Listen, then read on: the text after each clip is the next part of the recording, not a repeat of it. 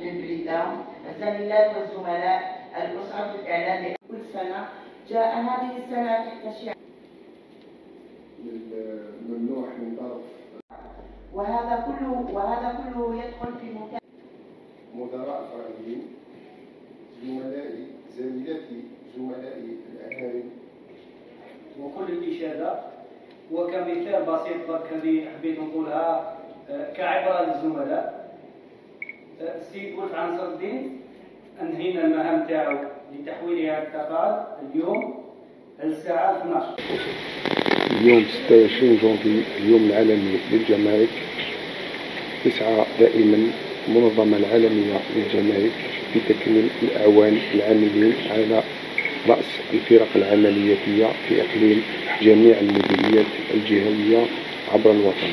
والمديرية الجهوية للجمارك بالبوليدة وكغيرها من المديريات قامت بتكريم رئيس الفرقة الجهوية المتنقلة بهذا التكريم، وهو يمنح مباشرة من المنظمة العالمية للجمارك نظير المجهودات الجبارة التي يقوم بها الأعوان في إطار الأعمال مكافحة الأعمال جميع أشكال التهريب. من طرف السيد اللواء المدير العام للجمارك نتيجة العمل الميداني المشترك بين الفرق الجمركية للمديرية الجهوية للجمارك بالبوليدة في إطار مكافحة التهريب.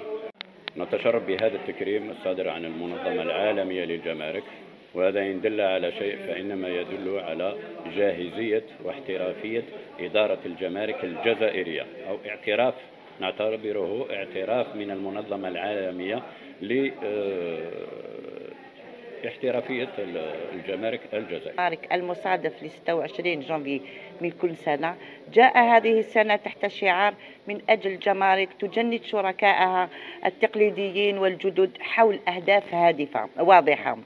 وهذا الاحتفال هو تكريم لأعوان الفرق العملياتية تشجيعا لمجهوداتها، وهذا بتسليم شهادة استحقاق المسلمة من طرف المنظمة العالمية للجمارك أي سيرتيفيكات ميريت دو l'OMD، وكذلك شهادة تقدير مسلمة من طرف السيد اللواء المدير العام للجمارك إثر النشاط الميداني الذي حققته الفرق العملياتية التابعة للمديرية الجهوية للجمارك بالبليدة، وكذلك بالتنسيق مع أفراد الجيش الوطني الشعبي، لا سيما العمليتين الأخيرتين التي الأولى منها أسفرت عن حجز 9.4 كيلوغرام من الكيف المعالج، والثانية 72 كيلوغرام من الكيف المعالج، مع حجز وسائل النقل وتقديم المخالفين إلى الجهات المختصة والعدالة.